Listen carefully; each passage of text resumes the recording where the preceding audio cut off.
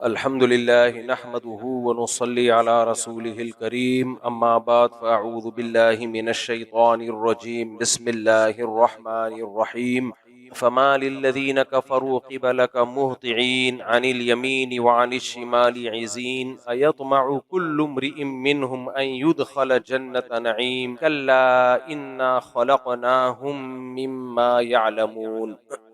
सूरह मारिज की इन आयात पे सफ़र से पहले दर्स चल रहा था। फमा लिल्लज़ीना कफ़रू क़िबलक मुहतिईन अनिल यमीनि व अनिश शिमालि इज़ीन। नबी करीम सल्लल्लाहु अलैहि वसल्लम ने जब दावत दी तो चारों तरफ से मुशरिकीन मक्का आप पे टूट पड़े, मुख्तलिफ टुकड़ों की शक्ल में आते थे, मुख्तलिफ किस्म के एतराज़ात करते थे। बाज़ मुशरिकीन का ख्याल ये था कि हमें अल्लाह ने दुनिया में इतनी दौलत दी है, इतनी इज्जत, इतनी शोहरत, इतना सब कुछ दिया, तो ये कैसे हो सकता है कि अगर आखिरत कायम हुई तो हमें वहां कुछ नहीं मिलेगा। अगर अल्लाह हमसे नाराज है तो अल्लाह हमें दुनिया में ही ना देता। जब दुनिया में इतना कुछ मिल रहा है तो आखिरत में भी हमें मिलेगा। तो अल्लाह ने कुरान में फरमाया, अयहसबु कुल्लु इम्रिइन मिनहुम अन युदख़ल जन्नत नईम। इनमें से हर शख्स का ये गुमान है कि उसको ऐश के बागात में दाखिल किया जाएगा। आज भी बहुत से मुसलमानों का ये गुमान है अपने बारे में, दो चार नेकियां करके कि हम, यानी आजकल ना ये चीज बहुत ज्यादा फैलाई जाती है, कोई भी शख्स गुनाह करता हो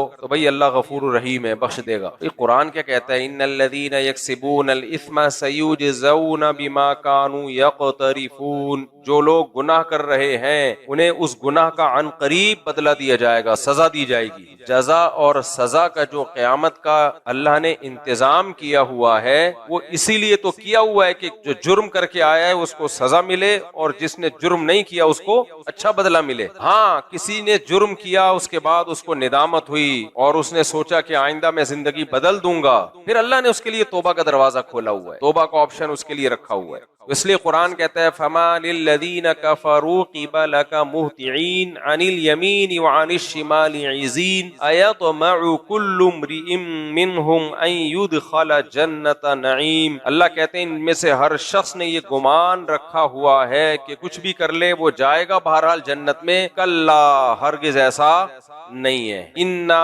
ख़लक़नाहुम मिम्मा यअलमून। हमने इनको जिस चीज से बनाया है इन्हें मालूम है। ये बड़ी अजीब व गरीब आयत है। यानी अल्लाह ताला कहते हैं हमने इनको जिस चीज से बनाया है, वो किस चीज से बनाया है? पानी से, गलीज पानी से। देखो किसी भी चीज की जो फजीलत होती है ना, कोई भी चीज जो काबिल तारीफ होती है तो वजह से वो काबिल तारीफ होती है और उसको कोई अवार्ड दिया जाता है, कोई उसकी तरफ दिल माइल होता है। या तो उसका मटेरियल ऐसा बेहतरीन हो, बड़ा कीमती हो, जैसे सोना है, सोने से आप छोटी सी ईंट भी बना दो, कोई हार बुंदे, कोई चूड़ियां, ऐसी नहीं, बस सादा सी ईंट बना दो तो भी वो बड़ी कीमती चीज है। उसको बहुत सजा के तमीज से लॉकर में रखा जाता है। वजह क्या है कि जो बनी हुई चीज है वो तो ऐसे ही है, एक छोटा सा पत्थर बना दिया, लेकिन जिस मटेरियल से बनी है वो मटेरियल क्या है बोलो, तो बहुत कीमती है। तो अल्लाह फरमाते हैं, इन्ना खलकनाहुम मिम्मा यालमून। हमने तुम्हें जिस मटेरियल से बनाया वो कोई कीमती चीज नहीं है, वो गलीज पानी है। मिट्टी और मुख्तलिफ अज्जा को कशीद के अल्लाह ने उसको, जब माँ बाप खुराक खाते हैं तो उससे वो स्पर्म बनता है, वो इतना गलीज पानी है कि लोगों को उससे घिन आती है। इन अलम नखलुकुम मिन माइन महीन। कुरान कहता है, क्या मैंने तुम्हें एक जलील पानी से पैदा नहीं किया? इंतहाई जलील पानी, घटिया। जब हम बने हैं तो भी एक बहुत बारीक सी लेयर हमारे ऊपर चढ़ा दी गई है, जिसकी वजह से हम देखने में थोड़े अच्छे लगते हैं। वो जरा सी लेयर हट जाए, अंदर गंद ही गंद भरा हुआ है। इंसान के जितने सुराख है ना, सबसे गंद निकलता है। आंखों से क्या निकलता है? आंसू। क्या वो कोई खुशबूदार चीज है? कोई अपने आंसू निकाल के आप पे मल दे, आप उससे में थप्पड़ लगाओगे, यार क्या कर रहे हैं मेरे साथ। नाक से क्या निकलती है? गंदी रुतूबत। इतनी घिन आती है, वुजू खाने में कभी यकीन ना आए तो आए बैठे देखें लोग कैसे सुड़प्पे लगा रहे होते हैं, नाक पूरे पूरे थप्पड़े चिपका के आते हैं। ये आदाब है नमाजियों के मस्जिदों में, अल्हम्दुलिल्लाह पूरे पूरे वो चिपकाए हुए होते हैं उन्होंने। तो कान से क्या निकलता है? मैल। तीलियां डाल डाल के लोग निकाल रहे होते हैं, किसी को दिखाएं, कितना गुस्सा आता है, भाई अपना गंद हमें क्यों दिखा रहा है। एक सुराख कान है, मुंह से थूक, किसी के ऊपर थूको चमाट लगाएगा वो। बाकी जो कुछ रास्ते तो ऐसे ही वो है ही गंदगी निकलने के लिए, उनका तो तस्करा करते हुए भी घिन आती है, तस्वुर से भी घिन आती है। मसाम से पसीना निकलता है, वो भी बदबूदार। लोग कहते हैं यार पसीना आ रहा है, नहा के आ जा। तो जरा सी चमड़ी उधड़े ना, अंदर क्या है, गंदी गंद खून है, वो नापाक। यही वजह है कि जैसे ही हमारी डेथ होती है, मौत होती है, उसी वक्त से बॉडी में तब्दीली आना, अंदर का गंद बाहर आना शुरू, अंदर का जो भी गंद है ना बाहर आना शुरू। तभी तो मैयत को छुपाने का हुक्म है। मैं बार बार ये जो बात कहता हूँ ना कि मैयत दिखाने की चीज नहीं है। लोग समझते हैं मैं मजाक कर रहा हूँ, इतनी चेहरे की रूनुमाई होनी चाहिए। मैयत की बेइकरामी है, उसको छुपाओ, बस करीबी रिश्तेदार देखें, बाकी कोई ना देखे, उसको छुपाओ, क्योंकि उसके चेहरा मुतगय्यर हो रहा है। तो कहते हैं नूर आ रहा है, क्यों नूर आ रहा है भाई, वो मर गया तो खत्म होगा, सड़ेगा, गलेगा, चाहे नेक हो, तहज्जुद गुजार हो, बुजुर्ग हो, सड़ेगा। वो बिला वजह की तबसरे करना, इतना चेहरा नूरानी, इतना चेहरा नूरानी, ये तकल्लुफात की दुनिया से निकलो। हमें नहीं याद पड़ता सहाबा किराम में किसी की मौत होती थी तो वो देख के कहते थे कितना चेहरा नूरानी, कितना चेहरा नूरानी। ये सब ये हुजूल बातें हैं। अमल अच्छा है तो चेहरा बेशक जुल्मानी हो, नूरानी ना भी हो तो बहुत अच्छा है, और अगर अमल सही नहीं है तो जैसी भी नूर की किरणें निकल रही हो, किसी काम की किरणें नहीं है वो। तो इसलिए मौत के बाद इंसान के चेहरे पे रौनक खत्म होती है। देखो मौत नींद की बहन है। आप सोते हो तो आप चाहते हो कि लोग मुझे देखें, तभी बहुत से लोग सोते हुए मुंह पे कपड़ा डाल देते हैं ताकि हमारा मुंह नजर ना आए।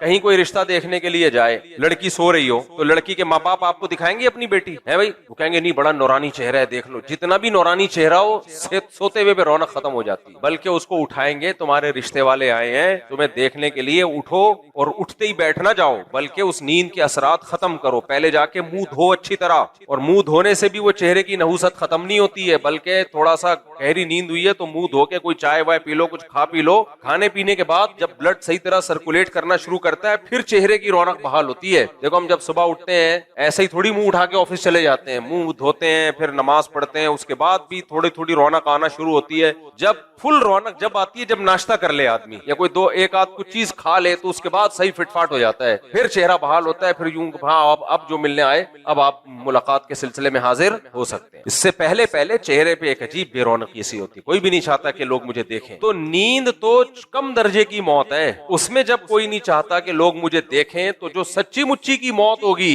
उससे तो चेहरे की रौनक बिल्कुल खत्म हो जाती है। उसमें क्यों कोई चाहेगा कि लोग मेरी ज़ियारत करें? उसको देखेंगे लोग, एक दिल में कराहत आएगी, तो वो हमेशा दिल में कराहत याद रहती है कि ये कैसे क्या लग रहे थे ये। इसलिए इस्लाम ने हुक्म दिया, इसकी इज्जत इसमें है कि इसके चेहरे को छुपा दिया जाए और जल्द से जल्द इसको कब्र में पहुंचाओ, क्योंकि इसका चेहरा क्या हो रहा है, तब्दील हो रहा है। और कुछ मौतें ऐसी होती हैं जिनमें बहुत जल्दी चेहरा तब्दील हो जाता है, जैसे ब्रेन हैमरेज है या हार्ट अटैक है, उसमें तो बहुत जल्दी चेहरा खराब होता है, चाहे नेक आदमी हो चाहे बुरा आदमी हो। करामत के तौर पे अल्लाह किसी के की बॉडी को महफूज कर ले, वो एक अलग बात है, लेकिन वो करामत तो अल्लाह के हाथ में है ना। तो इंसानों का चेहरा मौत के बाद मुतगय्यर होता है, उसमें रौनक नहीं होती। जिंदगी में रौनक होती है चेहरों पे, चलते फिरते, मौत के बाद नहीं होती रौनक। इसलिए शरीयत ने हुक्म दिया उसको क्या कर लो, छुपाओ उसको। हाँ, जो बेटा है बाप को देख ले, बाप बेटे को देख ले, बीवी शौहर को, शौहर बीवी को, वो इसलिए कि वो इतने क्लोज होते हैं आपस में कि अगर वो इस कंडीशन में देख भी लें तो उनके दिल में कोई बाल नहीं आता। लेकिन आम आदमी के लिए नहीं है। इसलिए मैयत की तस्वीरें वायरल करना और मैयत को चारपाई लिटा के पूरी लाइन लगा के दिखाना कि आओ देखते चले जाओ, ये बेवकूफों वाले काम है, बुरी हरकत है, इस्लाम के मिजाज के बिल्कुल खिलाफ बात है ये। अरब लोग, क्योंकि हम लोग अजमियों में, हम लोग गैर मुस्लिमों में ज्यादा रहे हैं ना, अजमी लोग, इसलिए हमारे यहाँ बहुत सारी चीजें कहाँ से आई हैं, हिंदुओं से और दूसरे कौमों से आई हैं। तो मुसलमानों का जो असल कल्चर था वो दूसरी कौमों में मर्ज होने की वजह से खत्म हो गया। अरब चूंकि दूसरी कौमों के साथ कम रहे हैं, वहां ये नहीं होता ये सब कुछ ड्रामे। सऊदी अरब के जो साबिक बादशाह की जब डेथ हुई है ना, तो आपको पता है इटली में एक पादरी या फ्रांस में एक पादरी ये मंजर देख के मुसलमान हो गया। बादशाह की डेथ हुई है, डेथ होते ही गुसल दे के, कफन दे के, सादा तरीके से ले जाके दफन कर दिया, फिनिश। तो पादरी ने बोला यार ये कितना सादा मजहब है इन लोगों का, इतना बड़ा आदमी दुनिया से गया है और कैसे आराम से उसकी तदफीन हुई है, बिल्कुल सादा तरीके से। क्योंकि गैर मुस्लिम मुल्कों में जब कोई बड़ा आदमी फौत होता है तो वो दफन होने से पहले 25-30 को मजीद फौत करा देता है। वो बहुत मुश्किल उनकी मजहबी रसूमात होती हैं। अब तो चूंकि उनका खानदानी निजाम तबाह बर्बाद हो गया ना, बंदा मरता है तो ना अब्बा का पता, ना अम्मा का पता, ना भाई, ना चाचा, तो वो वसीयत करके जाता है कि मुझे जो मर्जी कर देना मेरे साथ। तो उसमें जो डॉक्टर लोग हैं उसके गुर्दे, फेफड़े, कलेजी वलेजी, घुटने मुटने निकाल के फ्रीज कर दिए कि भाई बाद में किसी जिसके फिट आ गए उसको लगा देंगे, बाकी बॉडी को वो जला देते हैं, राख जो है फिर वो जमीन में डाल देते हैं। तो वो खुद ये वसीयत कर रहे होते हैं। कुछ कहते हैं नहीं मेरी पूरी बॉडी को जला दिया जाए, तो ओवन है वहां पे, तो क्यों खानदानी निजाम तबाह हो गया ना, पीछे कोई रोने वाला तो है ही नहीं, तो वो क्या रोएगा। तो क्या मैयत की मुंह दिखाई क्या, वो रख भी दे तो कोई नहीं आके देखेगा। ऐसा हो रहा होता है, अब्बा की डेथ हो गई, बच्चे को बताया, बोलता है दफना दे भाई, ये सेटअप मार्केट में क्या हो रहा है, और यहाँ भी आ रहा रही है आहिस्ता आहिस्ता। जब नस्लें रोकोगे एक एक दो दो बच्चे, तो खानदानी निजाम क्या होगा, इससे खत्म, फिनिश। पहले 2 बच्चे होंगे, फिर 1 होगा, फिर 1 भी नहीं होगा। लोग कहेंगे जब बच्चे बुरी चीज है तो फिर 1 भी क्यों। जापान में हो गया ना ये, इटली में हो गया, जापान में हो गया, अमेरिका में जो बहुत से लोग थे उनके दरमियान उनमें भी ये हो गया है। तो अब उसका नतीजा निकल रहा है कि गवर्नमेंट जो है वो पैसे दे दे के कह रही है भाई बच्चे पैदा करो। वो लोग कहते हैं जाओ, तो पागल नहीं, हम बच्चे पैदा करेंगे, लाइफ में एंजॉय करने दो। क्योंकि उन्होंने एक दफा उनके दिमाग में ये डाल दिया कि ये बच्चा नेमत नहीं है, ये बोझ है। हमारी शरीयत ने हमारे दिमाग में क्या डाला, ये बोझ नहीं है, ये क्या है, गिफ्ट है, यह हबू हिबा है, गिफ्ट है। तो गिफ्ट तो जितना आए अच्छा होता है ना भाई। जितना भी गिफ्ट आए ना, जगह ना भी हो आदमी कहते हैं आने दो, बैग में जगह ना भी हो आदमी कहता है आने दो। तो बाद में देखेंगे इसका करना क्या है। खैर, तो उन मुल्कों में तो अब ये सेटअप शुरू हो गया है। जापान में भी कब्रिस्तान है, इतनी सी कब्र होगी, पूरा खानदान 8-10 नस्लों का उसमें समा जाएगा। वो परदादी की राख है, ये नानी की राख है, एक बोतल में आती है, ढक्कन में आ जाएगी। अब और जब मजीद साइंस तरक्की करेगी ना, तो अभी पूरी इंसान की राख एक बोतल में आ रही है। साइंस जब जापान में मजीद साइंस तरक्की करेगी तो पूरी राख एक ढक्कन में आ जाएगी। उसके बाद एक USB होगी, मेरा ख्याल है सॉफ्टवेयर होगा लाश का, राख की भी जरूरत नहीं है, वो डिजिटल फॉर्म में आ जाएगी। नंबर होंगे, आपके दादा का नंबर है 0132, ये आपके दादा है, कहाँ है ये, बस डिजिटल फॉर्म में है। ये दुआए मगफिरत करनी है, या अल्लाह 0132 की मगफिरत फरमा। ये डिजिटल फॉर्म। हमारे अब तक पूरा मुर्दा होता है, जमशेद गफ्फार जो भी अल्लाह सबकी जिंदगी दे, लेकिन जो मर चुके हैं उन जमशेद की बात कर रहा हूँ। पूरा बाकायदा proper A to Z, sir से लेके पांव तक पूरा बाकायदा मुर्दा होता है, सारे पुर्जों के साथ। इसीलिए तो बहुत से लोग जनाजे को चारपाई को कंधा नहीं देते, क्योंकि इतने सेहतमंद होते हैं बाज लोग, कंधा देने में अगले को डर होता है कि अगला जनाजा मेरा ना हो। एक भारी भरकम आदमी का इंतकाल हो गया ना, तो उस लोगों ने कहा, उसके बच्चों ने कहा भाई कंधा दो। लोगों ने कहा हमने थोड़ी मारा है भाई, तो इसलिए कि वो उठाना में बड़ी टेंशन हो रही थी। तो कहां से कहां बात चली जाती है, देखो यार। हाँ नहीं आ रहा हूँ, इस तरफ आ रहा हूँ, बहुत पीछे चले गए आप थोड़ा सा। हाँ, मैं ये अर्ज कर रहा था हाँ, मैं याद आया मुझे, तो गैर मुस्लिमों के हाथ तो मैयत की रूनुमाई इसलिए खत्म हो गई, खानदानी निजाम ही तबाह हो गया। लेकिन उनमें जो फैमिली वाले लोग हैं ना, उनके यहाँ फिर बहुत मुश्किल है भाई। मेरा दिल चाहता मैं व्लॉग बनाऊं कि यार इनकी मैयत की रसूमात देखो, 2-2, 3-3 हफ्ते, 1-1 महीना। और अगर कोई वजीर या रॉयल फैमिली का कोई बंदा, अभी वो जो बरतानिया की मलका फौत हुई थी, उसकी डेथ जब हुई है तो कितने महीने बाद उसको दफन किया है। इतना लंबा उनकी मैयतों का प्रोटोकॉल होता है। इंसान कहता है अल्लाह तेरा कितना फजल हो गया, तूने हमें इस्लाम दिया। और ठीक ठाक खर्चा होता है। जो क्रिश्चियन, जो मसीही लोगों में जो फैमिली वाले लोग हैं, खानदानी लोग हैं, बड़ी फैमिलियां हैं, लाखों रुपए मैयत की तदफीन पे खर्चा होता है। जब मर गए तो फिर उसको सूट बूट टाई, और ताबूत भी महंगा वाला होता है, ठीक ठाक महंगा ताबूत, फिर उसको ला के रखा जाएगा, फिर वो काफिले आएंगे, फिर ये होगा, फिर वो होगा, पता नहीं क्या कुछ, पादरी आएगा, फिर वो पढ़ता रहेगा कुछ ना कुछ। 1 से 1.5 हफ्ता तो कम से कम लगेगा। फिर उसके फजाइल पे कॉन्फ्रेंस मुनक़िद की जाएगी कि ये क्या क्या किया करते थे, क्या क्या इनकी कारगुजारियां थी। उसके बाद जाके उसको प्रोटोकॉल के साथ दफन किया जाएगा। इस्लाम ने इन सब चीजों को नाजायज करार दे दिया। क्या करार दे दिया? नाजायज। और हमें हुक्म दिया कि जब किसी की डेथ हो फौरन उसको दफना दो। और दफनाने के लिए कोई सूट बूट की जरूरत नहीं है, कोई 3 पीस सूट, शलवार कमीज, ना ना ना, ये जिंदों के लिए है। मुर्दे के लिए क्या है? मर्द है तो 3 चादरें, औरत है तो 5 चादरें, बस उसमें पर्दा ज्यादा है। 5 चादरों में, उसके लिए सफेद होना भी जरूरी नहीं, बेहतर है सफेद हो, किसी भी कलर की मिल जाए, चादर हो, सिलावा कपड़ा नहीं होगा। आसान रखा ना उसको, और फौरन दफनाओ, फौरन से पहले।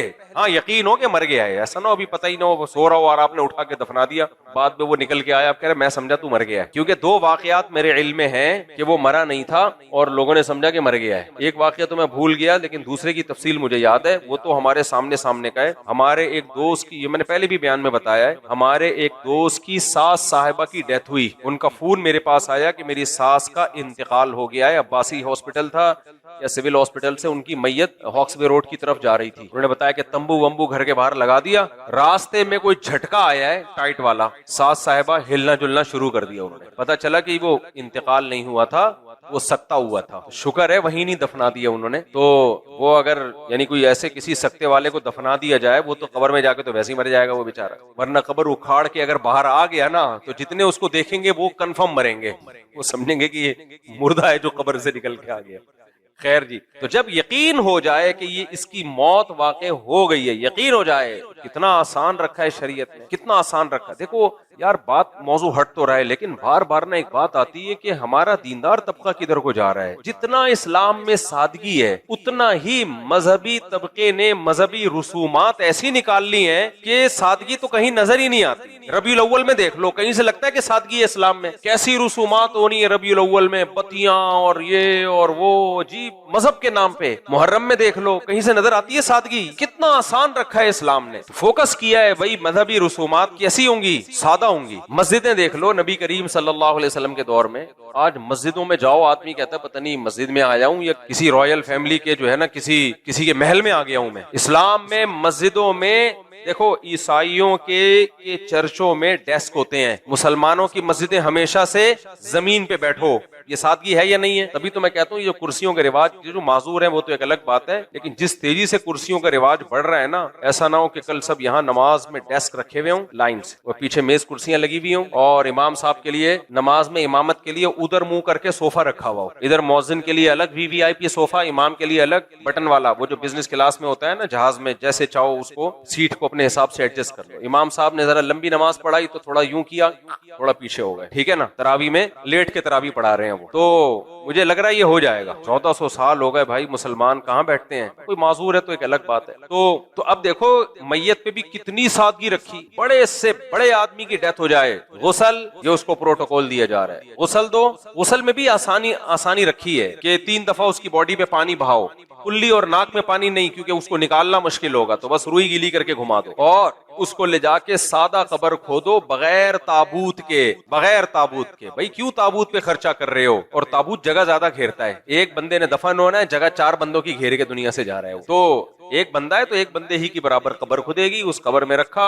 और हदीस में गालिबन मेरे इल्म में मैंने पढ़ी थी हदीस, अभी पूरी तफसील मुझे मालूम नहीं है, ये भी मकरू है कि आग पे पकी हुई ईंट इस्तेमाल की जाए कब्र में। आग पे पकी कच्ची ईंट नापसंदीदा है, मजबूरी के हकाम अलग हैं, लेकिन अंदर से भी कब्र को पक्का करने की इजाजत नहीं है मजबूरी के बगैर। सादा ईंटें जो कच्ची होती हैं उनसे, या स्लेब जो पत्थर होते हैं उनसे उसको बंद किया। सीमेंट का यानी पकी हुई चीज का इस्तेमाल ना हो, सीमेंट का भी इस्तेमाल ना हो, और सादा उसको आपने क्या कर दिया, रख दिया। उसके बाद क्या करना है? कुछ भी नहीं करना, दुआ मांगनी है उसके लिए और निकल जाना, खत्म। अब सारी जिंदगी पड़ी है, आप उसके लिए दुआए मगफिरत करते रहो, सदकात खैरात करते रहो। हमने कितनी टेंशनों में मैयत के लवाहिकीन को डाल दिया कि दफन करके आओ, सबसे पहले खाना, 3 दिन तक लंगर चलते हैं, खाने चलते रहते हैं, तंबू लगे होते हैं, लोग आ रहे होते हैं ताजियत के लिए, बैठ जाते हैं धरने मार के, 2-2, 3-3 दिन तक बैठे रहते हैं, और फिर दुआओं का प्रोग्राम चलता रहता है, फिर आते रहते हैं, जाते रहते हैं, आते रहते हैं, जाते रहते हैं। जो जिस बंदे के यहाँ मैयत हुई है ना, वो ऐसी टेंशन में आता है, दुनिया के किसी काम का नहीं रहता वो शख्स। और चाहते थे सादगी हो। हजरत ने वसीयत की, मेरी जैसे ही वफात हो फौरन से पहले गुसल, कफन, दफन। पब्लिक क्या इंतजार नहीं करना कि ज्यादा बड़ा मजमा हो, जनाजे के लिए मजमे का इंतजार नहीं करना। देखो जितने ज्यादा लोग जनाजा पढ़े मैयत को फायदा होता है, लेकिन ये जो उसी वक्त जितने जमा हो जाएं, इंतजार कर करके ना कि ताकि ज्यादा से ज्यादा लोग आए, ज्यादा से ज्यादा लोग आए, ये सुन्नत के खिलाफ है ऐसा मजमा। ज्यादा मजमा जब फायदा देगा मैयत को कि जब वो सुन्नत के मुताबिक हो। आपने मैयत को दफन करने में ताखीर न की हो, इतनी ताखीर जितनी कब्र खुदने में ताखीर होती है, इतनी ताखीर तो ठीक है, फिर जितने लोग आ जाएं, इससे ज्यादा ताखीर ठीक नहीं है। लेकिन आज इन हकामात की धज्जियां उड़ाई जा रही हैं। दीनदार घरानों में भी ऐसे ही है, किसी बड़े बुजुर्ग की डेथ हो जाए, वो वफात हो जाए, तो फिर देखो अबे दफनाओ ना, इतना लंबा प्रोग्राम चलता है, 2-2 दिन, एक दिन, फिर मंजिला बेटा वहां से आ रहा है, फिर जापान से सीट नहीं मिल रही एक बेटी को, फिर अमेरिका से सीट नहीं मिल रही एक बेटी को। भाई छोड़ो, दफना दो, वो आ जाएगी ताजियत के लिए। ये सब देखो, मेरे वालिद साहब की डेथ हुई ना, बहुत मशहूर आदमी थे मेरे वालिद साहब, हमारे इलाके के, अल्लाह उनकी मगफिरत फरमाए। 12 बजे उनकी रात को डेथ हुई है। मैं मदरसे में था, मुझे अचानक हार्ट अटैक हुआ था ना, पहले पता चला तबीयत खराब है, हमें नहीं पता था इतनी ज्यादा तबीयत खराब है कि डेथ हो जाएगी। 11:30 या 12 बजे इत्तला आई कि वफात हो गई। रात को 12 बजे मैं फौरन मदरसे से घर पहुंचा। एक इतना बड़ा झटका था दिल पे जिसका तसव्वुर नहीं मैं बयान कर सकता, क्योंकि चलते फिरते गपशप लगाते हुए गए दुनिया से। लेकिन हमने क्या कहा, हमने कहा भाई फौरन कब्र खुदवाना शुरू कर दो। ये कहना बड़ा मुश्किल होता है भाई, आपके वालिद आपसे गपशप भी हो, दोस्ती भी हो, हंसी मजाक भी हो। हमारे वालिद साहब बहुत बेतकल्लुफ थे, ऐसे नहीं थे जैसे अब्बा लोग घर में आते हैं ना नाक पे मक्खी बिठा के बैठ जाते हैं। बच्चे कांपते रहते हैं कि पता नहीं अब्बा का मूड किस दिन कब सही होगा तो हम अब्बा की खिदमत में कुछ गुजारिशात पेश करें। तो हमारे वालिद साहब थे बड़े खुश मिजाज, हंसमुख, नमाजी, परहेजगार भी, तहज्जुद गुजार भी, तिलावत के पाबंद भी। लेकिन ऐसे लोग तो वैसे भी खुशके होते हैं ना। अबे घर में जो अब्बा नेक होता है ना, टेंशन भी वही दे रहा होता है सबसे ज्यादा। मेरे बच्चे बैठे हुए कि नहीं बैठे हुए? कहाँ बैठे हुए? मेरे बच्चों के लिए भी जरूरी है ये बातें सुने। जो अब्बा घर में एक ही बैठा हुआ है, बाकी सब खेल रहे होते हैं। घर की मुर्गी दाल बराबर। कोई बच्चा बैठ के बयान नहीं सुनता मेरे। कहते घर की मुर्गी क्या है, लोग कोई लांडी से आ रहा है, कोई अमेरिका से आ रहा है। घर के बच्चे कहते हैं अब्बा है ना, क्या है।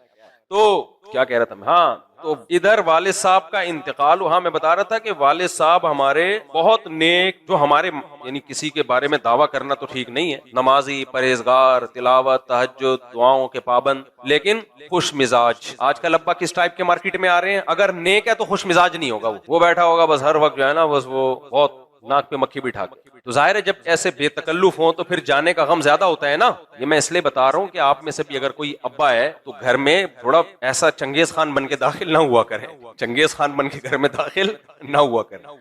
तो 12 बजे डेथ हुई है, 11:30 या 12 बजे। हॉस्पिटल से आने में टाइम जितना लगा, एक डेढ़ घंटा। उसके बाद फौरन गुसल फजर और फौरन जो है ना हमने कब्र तैयार करवाने का हुक्म दे दिया था। आप सोचो दिल पे आ रहे चल रहे होंगे कि नहीं चल रहे होंगे। हमने कहा भाई जो अल्लाह का हुक्म है वो पूरा करना है। सुबह 9 बजे हम उनको जनाजा पढ़ के दफना के फारिग होके घर आ चुके थे, समझ रहे हो। हालांकि रात ईशा की नमाज उन्होंने मस्जिद में पढ़ने के लिए गए हुए थे, जिसके दौरान हार्ट अटैक हुआ उनको, और सारा दिन घर में गुजारा। बड़े यानी ईशा तक घर में फिट फाट, और सुबह 9 बजे से पहले कब्र में दफन हो चुके थे, या 9 बजे के करीब। और इतनी ताखीर भी क्यों हुई? कब्र खुदने में देर लगी है। अब जब हम घर पे आए ना तो मस्जिदों से ऐलानात हो रहे थे फजर के बाद भी। अब लोग तो कराची में उठते कितने बजे हैं? 8-9 बजे उठते हैं, बल्कि 11-12 बजे उठते हैं। जब उठे तो उनको इत्तला मिली कि जी हाफिज मसूद साहब का इंतकाल हो गया है। एक कोहराम मिच गया इलाके में, बहुत ज्यादा लोग उनसे मोहब्बत करते थे, बहुत एक मशहूर थे वो इलाके में। अब ताजियत के लिए लोगों ने हमारे घर रुख किया कि वालिद साहब का इंतकाल हो गया। कायम ने कम दफना दिया। लोगों को यकीन नहीं आ रहा कि यार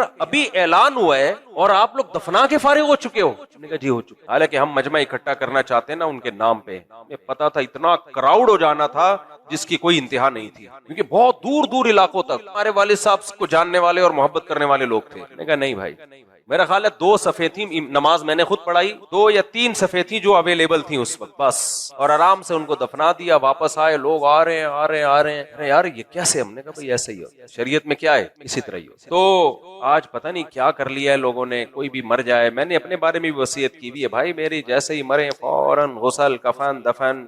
मुफ्ती साहब मार्केट से क्या हो गए? जरूरत किस चीज की है? दुआओं की। वो करते नहीं है। और तकल्लुफ देखो, रोना धोना, हा हा हु हाय हाय, फिर वो बातें बिल्कुल ही अल्लाह माफ फरमाए मिरासियों वाले स्टाइल होते हैं आजकल। तो भाई हम अहले सुन्नत वल जमात हैं, सुन्नी हैं। सुन्नियों के मजहब में क्या है? किसी की मौत पे वावेला करना है या सबर करना है? सबर। हाँ, जो शिया लोग हैं उनका जो भी मजहब है वो जाने। हम तो सुन्नी है भाई। सुन्नियों में किसी की भी मौत वाक़े हो जाए तो सबर करना है। सबर, सबर पे अजर मिलेगा। उछलने कूदने पे ही हा हो, शोर शराबे, बेहोश होके गिर रहा है, ऐसे भी हमने लोग देखे हैं। अब्बा की मौत वाक़े हुई है और जनाजे में कोई उधर को गिर रहा है, कोई उधर गिर रहा है, कोई उसको संभाल रहा है जाके, वो कर हाँ चीख रहा है, चिल्ला रहा है। क्यों अपनी जहालत दुनिया को दिखा रहे हो मेरे भाई? ये शो करना कि मुझे बहुत गम हो रहा है। तो आप क्या समझ रहे हो हमें गम नहीं हो रहा था अब्बा की मौत पर? हमें भी अब तक सोचने से गम होता है। तो उस गम को छुपाओ भाई, दिल में रखो अपने, अल्लाह से मांगो। और जाना सबने है, कोई पहली दफा कोई नया काम नहीं हुआ है। सब पैदा किस काम के लिए हुए हैं? मरने के लिए हुए हैं। तो वही हुआ है जिसके लिए पैदा हुए थे। कोई अचंभे की बात नहीं हो गई। बाद लोग ऐसे उछल रहे होते हैं जैसे पहली दफा इनके यहाँ मैयत हुई है, बाकी तो सारे आदम अलैहिस्सलाम के जमाने से चले आ रहे हैं अब तक, और चलते रहेंगे क़यामत तक। शौहर मर जाए, खवातीन रोती हैं, ऐसे रोती हैं, ऐसे रोती हैं। और मोहब्बत का सबूत देने के लिए जिंदगी में तो नचोड़, सब खवातीन की बात नहीं कर रहा, फिर वो खवातीन गुस्सा होती हैं, जिंदगी में भी बहुत मोहब्बत करती हैं। आज एक वकील की वो एक वीडियो आई बड़ी जबरदस्त। वो माशाल्लाह बड़ा खानदानी वकील है, मैंने उसको टाइम दिया मुलाकात के लिए। वही अदालती खुला के खिलाफ काफी जबरदस्त तहरीक चला रहा है। वो वकीलों में भी बड़े बड़े खानदानी लोग पड़े हुए हैं। उसका एक क्लिप आया, उसने कहा मेरे पास जो भी केस आते हैं ना खवातीन के, खुला के केस, उसमें वो लिख रही होती है मुझे अपने शोहर से नफरत है, मैं अल्लाह की हुदूद पे कायम नहीं रह सकती। कानूनी अल्फाज हैं, हुदूद अल्लाह पे कायम नहीं रह सकते, और मुझे इससे खुला चाहिए और मैं बिल्कुल नफरत करती हूँ। और फिर कहती है मुझे इससे हर महीने 2 लाख रुपए चाहिए क्योंकि इसका ये बिजनेस है, ये इसकी जॉब है और ये साइड में इतना अच्छा इसका। तो कह रहे हैं नफरत के बाद भी पैसा ठीक ठाक चाहिए। जिससे इंसान को नफरत होती है ना, आदमी कहता है तू मुझे पैसा देगा मैं तेरे मुंह पे मारूंगा। आप मेरे पास आए और कहें मुफ्ती साहब आई हेट यू, मुझे आपसे बहुत नफरत है, आप बिल्कुल भी मुझे अच्छे नहीं लगते, ये 50 रुपए। मैं कहूंगा कि इस काबिल तूने मुझे छोड़ा कहाँ है, पकड़ अपने ये 50 रुपए। हाँ अगर आप कहोगे मुफ्ती साहब आई लव यू, मुझे आपसे बहुत मोहब्बत है, ये 50 रुपए, वो 50 के 25 भी होंगे, मैं कहूंगा यार माशाल्लाह, आंखों से लगाऊंगा। यही हो रहा है ना आजकल मार्केट में। हो क्या रहा है, अदालतों में खवातीन जाती है, 2 टके का आदमी नहीं है, मुझे इससे नफरत है, मुझे 1.5 करोड़ रुपए चाहिए इससे। तो उस वकील, सब खवातीन की बात नहीं कर रहा, सब जाती भी नहीं अदालत में, और कुछ जाती हैं तो वाकई वैलिड रीजन भी होती है, तो इसलिए बहुत कम खवातीन है जिनके बारे में उसने ये बात की है। तो क्या बात चल रही थी, देखो आज बहुत टाइम में जा रहा हूँ मैं, असल में मेरा दिमाग किसी और मौजू की तरफ अटका हुआ है। हाँ वकील साहब से तो मुलाकात करनी है, वही अदालती खुला पे कह रहे थे अगले जुम्मे, मैंने टाइम क्या, हाँ कफन दफन की बात चल रही थी। तो इस्लाम ने इतनी सादगी रखी है भाई किसी, हाँ वो मैं बता रहा था खवातीन को शौहर से जब मर गया तो हाँ ऐसा, असल में खवातीन को दूसरी औरतों को दिखाना होता है कि हमें बहुत गम हुआ है, गम होता भी है, लेकिन अगर ना रोए ना, पंजाब में ये बहुत है, अगर ना रोए ना सब्र कर ले, सारी जिंदगी दूसरी औरतों ने ताने दे दे के मारना होता है कि देखा उसका मियां दुनिया से गया था और आराम से बैठी हुई थी वो, तो उसको ये शो करना होता है कि मुझे बहुत मोहब्बत है। भाई छोड़ो, अल्लाह को दिखाओ, और अल्लाह को सब्र करने वाली पसंद है, सब्र ना करने वाली अल्लाह को पसंद नहीं है। ये चीखना चिल्लाना, और वो एक वाकया तो मैं बड़ा जबरदस्त बताता हूँ ना, खवातीन के मैयतें होती है ना तो भी एक दूसरे के रोते रोते दुपट्टे चेक कर रही होती हैं, वो चूड़ियां चेक कर रही होती हैं, रोते रोते कह रही होती हैं बहन हाय हाय मुन्ने के अब्बा बहुत अच्छे थे, दुनिया से चले गए, हाय हाय सारी जिंदगी बहुत अच्छी गुजारी, बहन ये दुपट्टा कहाँ से खरीदा तुमने, बहुत जबरदस्त थे मुन्ने के अब्बा, बस बहन मेरा गम मैं ही जानती हूँ। वो दूसरी कहती हाँ हाँ आप सही कह रही हो भाईजान तो बहुत अच्छे थे, बोल्टन मार्केट से खरीदा है मैंने। तो ये चल रहा होता है प्रोग्राम, ये मैंने हैदरी से खरीदा है, नहीं मैंने बोल्टन मार्ट से खरीदा। अच्छा हाँ हाँ बहन मुन्ने के अब्बा, हाँ वहां जरा सस्ता मिल जाता है। ये सब कॉन्वर्सेशन भी आपस में मैयत पे चल रही होती है, रिश्तों की बातें भी चल रही होती हैं, हाय हाय रोते। बहन वो लड़की देखी तुमने, मैं अगर अपने बेटे के लिए पसंद कर लूं तो कैसी रहेगी, फिर रोना धोना शुरू, फिर आंख। तो इनके सारे प्रोग्राम मैयत पे भी, मैंने ऐसी शादी देखी है मैयत पे सेट हुई थी भाई, आप समझ रहे हो मैं मजाक कर रहा होता हूँ, मैं मजाक नहीं कर रहा, मैंने खुद लड़का लड़की से पूछा तुम दोनों एक दूसरे से मिले कहाँ से, कह रहे मैयत पे सेटिंग हुई थी, और उनके माशाल्लाह आज बच्चे हैं। तो मैयत पे गए थे, रोते रोते एक दूसरे को ताड़ा है उन्होंने, अब जाहिर है रिश्तेदारों की मैयत थी ना, रोते रोते एक दूसरे को ताड़ा है। लड़के ने देखा वो रो रही है, रोते हुए भी कुछ अच्छी लग रही है, उसने भी देखा एक दो आंसू इसकी आंखों से निकल रहे हैं, लेकिन बंदा लड़का हैंडसम लग रहा है। अब ये तो दुनिया में जिन्होंने जाना था वो तो चले गए ना, हम तो जिंदा है ना। क्या कैसी दिमाग इस्तेमाल हो रहा होता है भाई, ये तो अंकल चले गए, अब इनका क्या शादी ब्याह से लेना, हम तो जिंदा है, हम तो अब ये हैंडसम लड़का दोबारा पता नहीं नजर आएगा कि नहीं आएगा। और वो भी ताड़ रहा होता है कि यार इतनी लड़कियों में ये वाली सही लग रही है मुझे, और पहली मैयत में बगैर मेकअप के नजर आती है लड़की, इसको भी लोग फिर वो देख रहे होते हैं कि यार ये, अब तो मैंने सुना है मैयत में भी मेकअप करके आ रही होती है, वल्लाहु आलम, बहरहाल ये औरतों का अपना मामला है, वो मेकअप करें ना करें ये उनका हेडेक है, लेकिन पहले जमाने में बगैर मेकअप के। तो ये जब की मैं बात कर रहा हूँ उस वक्त विदाउट मेकअप आ जाया करती थी, तो उसने बोला कि यार ये चांस कयामत तक मुझे दोबारा कभी भी नहीं मिलेगा ओरिजिनल कंडीशन में देखने का, ओरिजिनल में खूबसूरत है इसका मतलब ओके की रिपोर्ट। तो आपस में दोनों की सेटिंग हुई, और शायद मैंने ही निकाह पढ़ाया था उनका, मुझे तभी उन्होंने कहानी जो सुनाई ना, अपना वाकया सुनाया, तो वो शायद वो मुझे याद पड़ता है मैंने निकाह पढ़ाया उसी पे, मैंने रिश्ता कहाँ से मिला, फिर उसने बताया कि ऐसे सेट हुए थे। तो जब एक वाकया तो मेरे सामने आ गया, मेरे सामने 100 वाकये किसी इलाके में होते हैं ना, तो एक मेरे सामने आता है, समझ रहे। खैर, तो इस्लाम ने कितना सादा सा हुक्म दिया भाई, यूं करो यूं दफनाओ, दुआ मांगो। अब ये जो हमारे बारे में हम लोग कहते हैं ये वहाबड़े, मर गया मरदूत, ना फातिहा ना दुरूद, क्या तो मुर्दा भी बड़े आराम से चला जाता है, कुछ भी नहीं होता, कोई कुछ भी नहीं होता भाई, ऐसा ही है इस्लाम। यही अरबी सऊदी अरब में जाओ, अरबों में बाज क्वालिटीज बहुत खानदानी है, बहुत उनमें इस्लाम की कुछ चीजें ऐसी अरबों में बाकी रह गई हैं जो बड़ी खानदानी है। उनमें एक ये भी है कि मैयत पे उछल कूद नहीं करते, वो चीखो पुकार नहीं करते, सबर, मा कद्दर अल्लाह, जो मुकद्दर था हो गया, बस बड़े से बड़े गम में। दूसरा, जैसे ही मौत वाक़ई हुई, गुसल, कफन, दफन, फिनिश, कोई तीजा नहीं, कोई 40वां नहीं, कोई बरसी नहीं। भाई दुआ मांगते रहो, जिंदगी पड़ी, और वो मांगते हैं दुआ, और ऐसे लोग ज्यादा दुआएं मांगते हैं जो तीजे 40 में करते हैं, वो फारिग हो जाते हैं बिरयानियां फोड़ फाड़ के। हम भी अपने वालिदैन के लिए आज तक दुआ करते हैं और इंशाल्लाह मौत तक करते रहेंगे। सबसे ज्यादा दुआएं इंसान करता ही अपने माँ बाप के लिए, भाई उनसे बड़ा मोहसिन कौन हो सकता है। तो हमने तीजा नहीं किया, हमने 40वां नहीं किया, हमने अब्बा अम्मा की बरसी नहीं मनाई, इसी वजह से सारी जिंदगी हम उनके लिए क्या करते हैं, जब दुआओं के लिए हाथ उठाते हैं सबसे पहले अपने अब्बा और अपनी अम्मा, अपनी माँ और अपने बाप के लिए। और आपने देगे लगा ली, फॉर्मेलिटी पूरी कर ली और दुनिया को पता चल गया जी इनके यहाँ अब्बा गए हैं, हमारे यहाँ तो पता ही नहीं चला बेचारा। मुझे याद है एक एक महीने बाद भी लोग मिलते रहे, कह रहे यार हमें यकीन नहीं आ रहा कि ऐसे चले गए हाफिज मसूद साहब, इतने बड़े आदमी थे, इतने मशहूर आदमी थे, इतने लोग उनको जानते थे यार एकदम ऐसे। मैंने कहा भाई यही है शरीयत में, क्या है ऐसे ही है। तो एक तो मैयत की रूनुमाई की रस्म गलत है, दूसरा रूनुमाई में होता क्या है, एक तो मैंने बताया ना चेहरे की रौनक मैयत की खत्म, दूसरा उसके नाकों में रुई ठूसी भी होती है, मुंह में रुई, उसी तरह से उसकी तस्वीरें ली जा रही है। आप अपनी कभी सेल्फी खिंचवाओगे, मुफ्ती साहब आपके साथ एक सेल्फी लेना है, लेकिन पहले मैं नाक में रुई ठोस लूं, अपने रुई ठूसी भी होगी तो पहले निकालोगे आप, तो बुरा लग रहा हूं। तो मैयत का भी इकराम का हुक्म है, तो उसके इकराम का तकाजा ये नहीं है कि उसके साथ सेल्फियां लेके डालो या उसके नाक में रुइयां ठूस के उसकी तस्वीरें लो। उसके इकराम का तकाजा क्या है, उसके चेहरे को फौरन छुपा दो और उसको उसके ठिकाने तक पहुंचा दो, जहां उसकी अमानत है, जिसकी अमानत है, जिस जमीन की अमानत है उस तक पहुंचाओ उसको। साहबा कराम ऐसे ही करते थे। यहाँ कुछ लोग इश्काल करते हैं कि नबी करीम सल्लल्लाहु अलैहि वसल्लम का जनाजा इतने दिन के बाद क्यों दफन हुआ। भाई नबी की को मौत के बाद भी एक ऐसी जिंदगी मिलती है, बरज़खी इतनी पावरफुल जिंदगी होती है कि अंबिया के चेहरे जरा भी मुतगय्यर नहीं होते। अंबिया का तो सोने से वजू नहीं टूटता मेरे भाई, तो अंबिया की मौत को आम इंसानों की मौत पर कयास नहीं किया जा सकता। तो नबी सल्लल्लाहु अलैहि वसल्लम की जब आपको दफन किया गया इतने दिनों के बाद, तो भी बिल्कुल सही सालिम आप सल्लल्लाहु अलैहि वसल्लम का जसद अथर था। तो वो आम आदमी और अंबिया में बड़ा फर्क होता है, तो ये आम आदमी का हुक्म है। तो मैं वो असल टॉपिक की तरफ आता हूँ। तो मैं ये कह रहा था कि देखो इंसान की जैसे ही मौत वाक़े होती है फौरन उसके अंदर का गंद बाहर आना शुरू। तो इंसान का जो मटेरियल है वो इस काबिल नहीं है कि उसकी वजह से इंसान की इज्जत की जाए। तभी तो शैतान ने कहा था खलक़तनी मिन नार व खलक़तहू मिन तीन, जिसको तूने मिट्टी से, और मिट्टी भी बदबूदार मिट्टी, खनखनाती मिट्टी। बच्चा जब इब्तदाई दिनों में हमल जाया हो जाए ना तो इंतहाई बदबूदार होता है, वो सख्त स्मेल आती है उससे। जब वो खून का लोथड़ा बनता है, गोश्त का लोथड़ा बनता है, इंतहाई बदबूदार होता है। तो मिट्टी भी बदबूदार मिट्टी, मिन हमिम मसनून। तो शैतान ने एतराज इंसान के मटेरियल पे किया, जिस मटेरियल से इसमें जो माल डाला गया है वो तो गारा है, वो तो मिट्टी है, तो मुझे तूने आग से बनाया, मैं क्यों इसको सरदा करूं। तो कुरान क्या कहता है, इन्ना खलकनाहुम मिम्मा यालमून, तुम्हें जिस चीज से बनाया गया है वो हमें मालूम है। अल्लाह ने उसका नाम भी नहीं लिया इस मौके पे। क्या मतलब, तुम्हारा मटेरियल इस काबिल नहीं है कि तुम्हारी इज्जत की जाए, वो तुम्हें जन्नत में दाखिल कर दिया जाए, कि तुम बड़े मुश्क और अंबर के कीलों से बनाया गया था।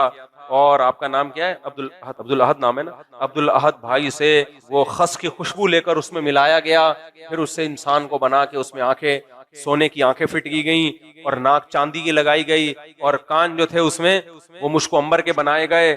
और जब इंसान जो है कान से मैल निकालता है तो चांदी के टुकड़े निकलते हैं, और मुंह से जब थूकता है तो शहद की नहरें निकलना शुरू हो जाती हैं। ऐसा कुछ भी नहीं है। तो जो हमारा मटेरियल किसी काम का नहीं है, तो फजीलत के लिए और जन्नत के लिए अमल के अलावा अब हमारे पास कोई ऑप्शन नहीं। ये बिल्कुल ऐसे ही है जैसे हम कहते हैं ना, भाई तेरी शक्ल तो अच्छी है नहीं, कम से कम बात तो अच्छी कर लिया कर। कराची में ये बहुत कहा जाता है, यार इंसान की शक्ल अच्छी ना हो तो कम से कम बात तो अच्छी कर ले। शक्ल की वजह से तो तुझसे मोहब्बत हो नहीं रही है, बात अच्छी कर लेता तो हम तुझसे मोहब्बत कर लेते। ना शक्ल अच्छी ना बात अच्छी। तो अल्लाह ताला भी यही अंदाज है कि तुम जिस चीज से बनाए गए वो अच्छा नहीं है, हमें तुमसे मोहब्बत तुम्हारे मटेरियल की वजह से नहीं है। तुम्हारी बॉडी से अच्छे अमाल निकलेंगे तो अच्छे बन जाओगे, अच्छे अमाल नहीं निकलेंगे तो शैतान से बदतर हो जाओगे तुम। तो इसलिए दुनिया में भी ऐश कर रहे हो और आखिरत में भी ये उम्मीदें लगा के बैठो कि हम सब जन्नत में चले जाएंगे। तो क्या है, क्या तुम्हारी बॉडी में क्या कुमकुमे लगे हुए हैं भाई? क्या हम कहते हैं ना कि तेरे सुरखाब के पर लगे हुए हैं जो मैं तुझे इतना प्रोटोकॉल दूं, बैठ जा आराम से किनारे पे जाके। बारातों में ऐसा होता है ना कि खाना मुझे नहीं मिला, तो क्या कहते हैं, तेरे सुरखाब के पर लगे हुए, आराम से बैठ जाए, जब सबको मिलेगा तुझे भी मिल जाएगा। तो अल्लाह ताला भी कह रहे हैं कि इन्ना खलकनाहुम मिम्मा यालमून, हमने जिस चीज से तुम्हें बनाया हमें पता है। तो ऊपर एक थोड़ी सी लेयर चढ़ा दी है जिससे तुम खूबसूरत नजर आते हो, वरना तो सब बहुत से वो लेयर के बाद भी खूबसूरत नजर नहीं आते। और वो भी कह रहे होते हैं हम कहाँ जाएंगे, जन्नत में। हम कहाँ जाएंगे यार? एक वाकयात याद आते हैं, क्या करूं, बयान कर लूंगा। आपको गुस्सा तो नहीं आ रहा? मुझे लग रहा है आपका मूड ऑफ लग रहा है, महसूस हो रहा है मुझे। अच्छा खैर, बस छोड़ो यार, वो वाकया नहीं सुना रहा। वो किसी के नाम आ जाता है उसमें। एक साहब आए, वो थी ना फंकारा नहीं है, राबिया, अबे राबिया बसरी नहीं हुए यार, एक जिस बेचारी ने तौबा ताइब की थी, राबिया पीरजादा है या कुछ, अबे नहीं, एक एक्टर है, एक्ट्रेस है, बहरहाल एक एक्ट्रेस है गालिबन राबिया। एक नाम का एक हिस्सा मुझे याद है, अगला उसके साथ अगला हिस्सा मुझे याद है। तो कोई खूबसूरत अदाकारा है। तो एक दिन क्या हुआ, मेरी मुलाकात हुई थी ना लाहौर में, उसने मुझे शुक्रिया अदा करने के लिए बुलाया था कि आपने मेरे फेवर में बयान दिया तो अल्लाह ने मुझे तौबा की तौफीक दी। तो अब वो तस्वीर भी वायरल हो गई, मेरे साथ कुछ लोग भी थे, तो मुलाकात की उसने, तो वो तस्वीर वायरल हुई। उन्हीं दिनों में एक शख्स आया, किसी का मजाक नहीं उड़ा रहा मैं, आपको क्या पता किसकी बात हो रही है, तो इसलिए कोई गीबत नहीं है। ये गीबत जब होती है जब पता तो हो ना किसकी बात हो रही है। माशाल्लाह अच्छा आदमी था, लेकिन कंफर्म अंधेरे में नजर नहीं आता वो। अगर अंधेरे में उसको खड़ा कर देते तो वो बंदा नजर नहीं आता। और डेंटिंग पेंटिंग का भी काफी काम था उसमें, रिपेयरिंग, मेरा तो मशवरा ये थे पूरा रिपेयर हो गई है, लेकिन बहरहाल इतना था कि डेंटिंग पेंटिंग से बाज लोगों की राय ये थी कि नहीं सेट हो। मेरा ख्याल ये था कि इसको खोल के दोबारा जोड़ना पड़ेगा, ये रिपेयरिंग से ठीक होने वाला नहीं। अब मेरा स्टाइल है यार इस तरह बात करने का, क्या करूं मैं, तो आपको कहानी बता रहा हूं ना, जब तक मैं ये नहीं तड़का जाऊंगा आपको समझ में नहीं आएगा। अब वो एडमिन को, हमारे उस्मान को तंग कर रहे हैं बार बार, मुफ्ती साहब से मिलना है, बहुत जरूरी काम है, बहुत जरूरी काम है। एक दफा दो दफा मैंने कहा, मेरे ये कि स्केजुअल होता है तो मैं लोगों को कहता हूँ कि अगली दफा में कुछ ऐसे टाइम देता हूँ ना मुलाकात का, तो अब इतने लोग हैं तो अब अगली दफा में, ऐसे मैं उसको टालता टालता फिर मैंने कहा अब इसको टाइम दे दो यार। तो काम क्या कह रहे, बहुत जरूरी काम है, बहुत जरूरी काम है, मुफ्ती साहब से कहें बहुत जरूरी काम है। तो मैंने उस्मान से कहा कि यार आप इससे काम की नौयत तो पूछो, तो मैं इसको फिर टाइम देता हूँ। तो उस्मान ने नौयत पूछी, मुझे बताया कि वो कह रहा है कि मैंने मुफ्ती साहब से कहें कि मेरी उससे शादी करा दें, वो जो क्या नाम था, राबिया करके कुछ, राबिया पीरजादा या पता नहीं, लाहौर में होती है। तो ये आपसे एक रिक्वेस्ट लेके आया हूँ और इतने दिनों से मैं इसी सिलसिले में आपसे मुलाकात चाह रहा, मेरी बड़ी ख्वाहिश है। तो इसको क्या कहता है, मैंने कहा तू मुझे भी पिटवाएगा, यानी नहीं पैगाम भेज देना, ट्राई करके देखने। मैंने कहा अल्लाह के बंदे, मैंने कहा अब इसको दोबारा खोल के जोड़ो उस्मान भाई, अब ये रिपेयरिंग से, ये सॉफ्टवेयर का मसला है, ये सिर्फ ऊपर का मटेरियल का मसला नहीं है, इंटीरियर में भी क्या है। मैंने कहा इसको बोलो खुदा के बंदे, तो तुझसे क्यों शादी करेगी अल्लाह के बंदे। तो खैर मुझे नहीं पता फिर बेचारा कहाँ चला गया। हमारी दुआ है अल्लाह ताला उसकी वहां शादी करा दे जो उसके लिए बेहतर हो। लेकिन बहरहाल फिर मैंने कहा कि यार ये रिपेयरिंग का केस नहीं है, ये बाकायदा खोल के दोबारा इसको जोड़ना पड़ेगा और सॉफ्टवेयर भी इसमें दूसरे डालने पड़ेंगे, अपडेट होने से भी काम चलेगा। लेकिन बहरहाल कॉन्फिडेंस को सलाम है, कॉन्फिडेंस तो एक क्वालिटी तो है ना, कॉन्फिडेंस तो था उसका। खैर असल में जब इश्क सवार हो जाता है ना तो फिर इंसान पागल हो जाता है, उसको इश्क हो गया था, असल बात ये है। और ये इश्क माशिकों में ये नॉर्मल है। तो जब इश्क हो जाए ना किसी का, तो इसलिए तो शरीयत ने औरत को पर्दा करने का हुक्म दिया भाई। वो टीवी में भी देख देख के भी आशिक हो जाते हैं, वो आशिक हो गया, उसकी नींदें उड़ गई बेचारे की, तो उसको ये उम्मीद हो गई कि शायद हो जाए। जब आशिक होता है ना उसको उम्मीदें हो जाती हैं। मैंने कहा तू आशिक हो गया, मुझे क्यों पिटवा रहा है भाई, उसको पैगाम भेजूंगा, मेरे पास नंबर भी था उनका, मैंने कहा पैगाम भेजूंगा, बोलेंगे वो पहले तो वो कहेगी मुफ्ती साहब ड्रामा कर रहे हैं मेरे साथ, मजाक कर रहे हैं मेरे साथ। खैर तो मैं ये कर रहा था भाई, हम सब चाहे कोई खूबसूरत हो चाहे बदसूरत हो, ये तो अल्लाह ने एक बारीक सी लेयर लगा दी है। कुरान क्या कहता है, वजूहु यौमइज़िन मुस्फिरा, बहुत से स्याह चेहरे क़यामत के दिन क्या होंगे, सफेद। बहुत से बदसूरत क़यामत के दिन क्या होंगे, खूबसूरत। क्योंकि क़यामत के दिन जो चेहरे पे रौनक आएगी ना, वो सच्ची मुच्ची की रौनक होगी, वो आमाल की होगी। बहुत से बदसूरत लोग अल्लाह की नजर में बहुत खूबसूरत होते हैं, बहुत से खूबसूरत लोग अल्लाह की नजर में बहुत बदसूरत होते हैं। तो इसलिए कुरान ने कहा कि हमने तुम्हें जिस मटेरियल से बनाया है वो हमें मालूम है, ये इस काबिल नहीं है। तभी शैतान ने एतराज किया था कि मैं क्यों इसको सजदा करूं, तो वजह उसकी यही थी भाई, ये अमाल, ये क्या करेगा, ऐसे अमाल करेगा कि दुनिया रश करेगी इसके ऊपर, ये बुराइयों से बचेगा, ये नमाज कायम करेगा, ये बूढ़े माँ बाप की खिदमत करेगा, ये जिना से बचेगा, बदनजरी से बचेगा, रिश्वत से बचेगा, चोरी से बचेगा। हालांकि ये तमाम ख्वाहिशात इसके अंदर कूट कूट के भरी भी होंगी, लेकिन ये कैरेक्टर में एक नंबर होगा। एक नंबर किरदार का आदमी जितना मर्जी बदसूरत हो, लेकिन कैरेक्टर अल्लाह की नजर में उसको ऊंचा कर देगा। और दोनों कितने खूबसूरत है दुनिया में हमने देखे हैं, बद किरदार होते हैं बस, और झूठ बोलते हैं और धोखा देते हैं लोगों को, नमाज छोड़ते हैं, कज़ा करते हैं नमाज, कोई अहमियत नहीं उनके, बल्कि नमाजों का मजाक उड़ाते हैं। तो कितना मर्दी हैंडसम हो, खूबसूरत हो, अल्लाह ने क्या करना है। तो अल्लाह कहते हैं हमने तुम्हें जिस मटेरियल से बनाया ना वो हमें मालूम है, अच्छा अमल करके अच्छे बन सकते हो और जन्नत के हकदार बन सकते हो। तो मुशरिकीन मक्का जो अपनी सेहत पे, खूबसूरती पे, मालो दौलत पे नाज कर रहे हैं, अल्लाह ने कहा ये नाज बनता नहीं है तुम्हारा, अमल लेकर आओगे तो आखिरत मिलेगी, अमल नहीं लेकर आओगे तो आखिरत में कोई हिस्सा नहीं है तुम्हारा। मेरे भाई ये मुशरिकीन के बारे में नाजिल हुई, लेकिन आज हम भी इसी खुशफहमी में मुब्तला हैं। दुनिया में अल्लाह को वही याद करता है जो किसी परेशानी में आ जाए, फिर वो समझता है कि यार आखिरत में भी कुछ परेशानी हो सकती है। लेकिन दुनिया में जिसको खुशियां मिल रही हैं, सारी हाजतें पूरी हो रही हैं, सब कुछ, सारी जरूरतें पूरी हो रही हैं, सबसे ज्यादा अल्लाह से गाफिल भी वही होता है। तो इसलिए ये गफलत के पर्दे उन्हीं लोगों पर आते हैं जो दुनिया में खुशहाल हैं। वो समझते हैं हम यहाँ खुशहाल हैं तो वहां भी क्या होंगे, खुशहाल होंगे। तो अल्लाह ने फरमाया कल्ला, ना ना ना, यहाँ की खुशहाली तो आजमाइश है, असल तो आखिरत है जो हमेशा वाली जिंदगी है। यहाँ अच्छा करोगे तो वहां अच्छा मिलेगा, यहाँ बुरा करोगे तो वहां अंजाम बुरा होगा तुम्हारा। आगे अल्लाह ताला इन्हीं आयतों में फरमाते हैं इन्ना खलकनाहुम मिम्मा यअलमून फला उक़सिमु बिरब्बिल मशारिक़ि वल मग़ारिबि इन्ना लक़ादिरून अला अन नख़लुक़ मिस्लहुम। क्या आयत है? फला उक़सिमु बिरब्बिल मशारिक़ि वल मग़ारिबि इन्ना लक़ादिरून अला अन नख़लुक़ मिस्लहुम अला अन नुबद्दिला अमसालहुम अला अन नुबद्दिला गैरहुम। आगे पूरी आयत पढ़ लो तो ना, तो तरसा क्यों रहा है? अला अन नुबद्दिला खैरम मिनहुम वमा नहनु बिमस्बूक़ीन। हाँ, फला उक़सिमु बिरब्बिल मशारिक़ि वल मग़ारिबि इन्ना लक़ादिरून अला अन नुबद्दिला खैरम मिनहुम वमा नहनु बिमस्बूक़ीन। आगे अल्लाह कहते हैं कि मैं कसम उठाता हूँ मशरिकों के रब की और मगरिबों के रब की। कुरान में मशरिक मगरिब का लफ्ज 3 तरह से इस्तेमाल हुआ है। एक रब्बुल मशरिक़ी वल मगरिब, अल्लाह मशरिक का भी रब है और मगरिब कभी। तो एक मशरिक और एक मगरिब, यानी एक ईस्ट और एक वेस्ट। सूरह रहमान में आता है रब्बुल मशरिकैन व रब्बुल मगरिबैन, 2 मशरिक और 2 मगरिब। और एक जगह आता है रब्बुल मशारिक, बहुत सारे मशरिक। यहाँ एक सवाल पैदा होता है, कभी कुरान कहता है एक मशरिक है, कभी कुरान कहता है 2 ईस्ट हैं, कभी कुरान कहता है बहुत सारे ईस्ट और बहुत सारे वेस्ट। जब ईस्ट बहुत सारे तो वेस्ट तो खुद ब खुद बहुत सारे होंगे।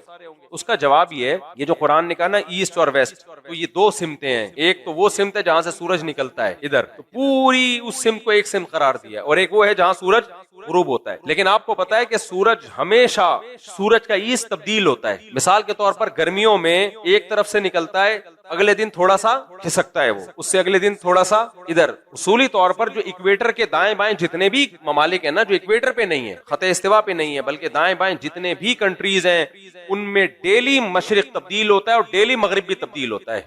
भाई आप खड़े होकर किसी दिन कराची में देख लें, सूरज यहाँ से निकला है ना, तो एक लाइन खींच लें, अगले दिन थोड़ा सा इधर को होगा वो, उससे अगले दिन थोड़ा सा इधर को होगा, फिर अगले दिन थोड़ा सा इधर को। तो 365 दिनों में यूं जाएगा और फिर यूं वापस आ जाएगा। तो ये जो रोजाना थोड़ा थोड़ा ईस्ट चेंज हो रहा है, तो ये बहुत सारे मशरिक हैं। इसलिए अल्लाह ने इनको क्या कहा? रब्बुल मशारिक। और मशरिकैन क्यों कहा?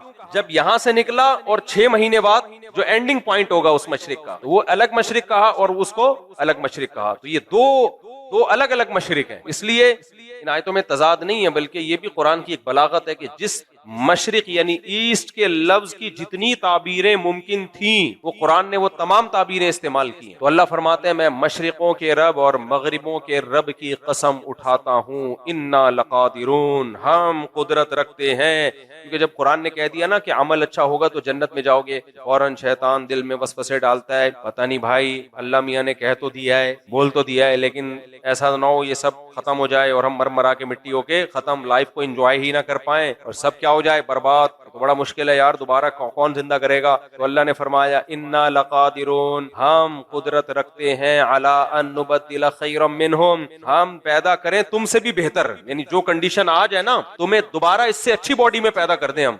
ये अल्लाह ने इसलिए फरमाया कि रिपेयरिंग के बाद ओरिजिनल चीज नहीं बनती, कुछ ना कुछ फॉल्ट रह जाता है। गाड़ी बनी हुई है, कीमत क्या हो जाएगी?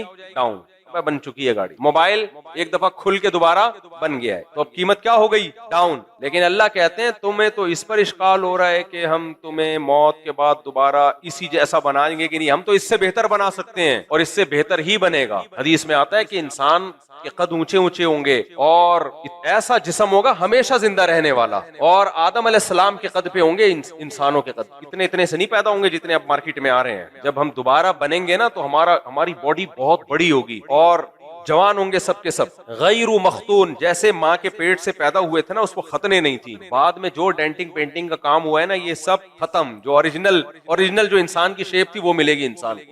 अल्लाह फरमाते हैं इन्ना लक़ादिरून अला अन नुबद्दिल खैरम मिनहुम वमा नहनु बिमस्बूकीन, हमें इस काम में कोई हरा नहीं सकता, कोई आजिज नहीं कर सकता कि मैं दोबारा पैदा करना चाहूं और कोई ताकत मुझे रोक दे, क्योंकि इंसान को बार बार यही वसवसे आते हैं, कैसे कैसे कैसे, हाउ इज इट पॉसिबल, ये कैसे मुमकिन है भाई। तो अल्लाह कहते हैं खुदा खुदा के लिए क्यों मुमकिन नहीं। अला अन नुबद्दिल खैरम मिनहुम वमा नहनु बिमस्बूकीन फज़रहुम यखूदू व यलअबू हत्ता युलाकू यौमहुम अल्लज़ी युअदून। इतनी सारी बातें करने के बाद सूरह मारिज में कितनी आयतें आई हैं। अल्लाह ने नबी करीम सल्लल्लाहु अलैहि वसल्लम को तसल्ली दी कि आपने हुज्जत तमाम कर दी है, आपने अल्लाह का पैगाम पहुंचा दिया, इनको ये भी बता दिया कि आमाल की बेस पे जन्नत मिलेगी, आमाल की बेस पे जहन्नम मिलेगी, मौत के बाद दोबारा जिंदगी होगी, और अच्छे लोगों की क्या पहचान है वो भी आपने बता दी। आज मैं एक आपको अजीब चीज बताऊं, मैं कमेंट्स पढ़ रहा था, मेरे जापान के बारे में ना एक वीडियो आई, मुझे थोड़ा सा पानी पिला दें सादा। जापान के बारे में मेरा एक वीडियो बयान आया कि कुछ मुसलमान वहां रोडों पे जुलूस निकाल रहे हैं और रोडों पे मजहबी एक्टिविटीज कर रहे हैं, जिसकी वजह से जापानीज पाबंदियां लगा रहे हैं मजहबी स्कॉलर्स पे, हत्ता कि तबलीग जमातों पे भी पाबंदियां लगा रहे हैं। हमारे दोस्त हैं जापान में, उन्होंने बताया कि भाई कुछ लोगों की वजह से तबलीग का रास्ता बिल्कुल ही बंद हो रहा है। तो मैंने उस पर बयान किया, मैंने कहा भाई जो भी मुसलमान जापान में जाते हैं, अपनी कोई मजहबी रसूमात करनी है उन्होंने तो इंडोर करें ना, रोड पे क्यों कर रहे हो। जापान तो एक बड़ा डिसिप्लिन और ऑर्गेनाइज कंट्री है, वो लोग ये चीजें नहीं बर्दाश्त करते कि रोड ब्लॉक कर दो। हमारे यहाँ वाले जाके वहां भी रोड ब्लॉक हो रहे हैं और नारेबाजी हो रही है, तो ये तो जापानियों ने एहतजाज शुरू कर दिया कि मस्जिदें बंद करो। तो क्यों ऐसा काम कर रहे हो, उसमें नीचे लोगों के कमेंट्स बताता हूँ आप।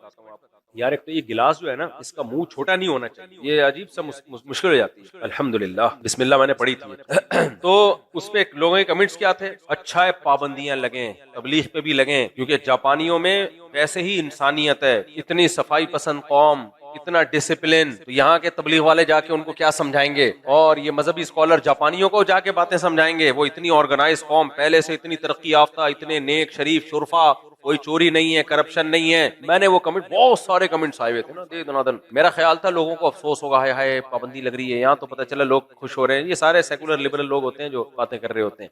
ये खूब समझ लो, ये जो मैंने भी सूरह मारिश पढ़ी है ना, हमारे यहाँ एक बहुत बड़ा वहम लोगों को ये हो गया है कि अगर हम इंसानों की खिदमत करते हैं, हम साफ सुथरे रहते हैं, तो बस हम बहुत अच्छे हैं। ये आपकी बहुत बड़ी भूल है। अच्छे होने के अलामतों में से चंद अलामतें ये भी हैं कि साफ सुथरा रहना चाहिए, गंदा मैला नहीं रहना चाहिए, नीट क्लीन होना चाहिए, और वगैरह वगैरह वगैरह। ये अच्छे लोगों की अलामत हैं, लेकिन ये कुल नहीं है। देखो, एक आदमी अपने अब्बा को कहता है आप मेरे अब्बा नहीं हो, उसके बाप ने उसको पाला पोसा बड़ा किया, माँ ने दूध पिलाया, जवान कर दिया, अभी ये माँ से कह रहा है तू मेरी माँ नहीं। अगर है भी तो क्या करना है तो है, क्या करूं मैं, मरना है मरती रहे, जीना है जीती रहे, मुझे कुछ बात की ऑर्डर देगी मैं नहीं मारूंगा। लेकिन वो सुबह रोजाना डिटॉल से नहाता है। क्या करता है, डिटॉल से नहाता है।